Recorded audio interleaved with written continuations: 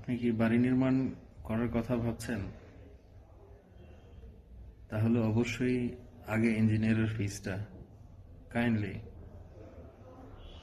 জেনে নেন এবং কাজ শেষে সঠিক সময়ে পরিশোধ করার চেষ্টা করেন। কারণ হচ্ছে দেখা গেল আপনি 2 কোটি টাকা বাজেট নিয়ে নেমেছেন একটা বাড়ি করতে, কিন্তু ইঞ্জিনিয়ারের ফিস দেওয়ার সময় না আছি দিব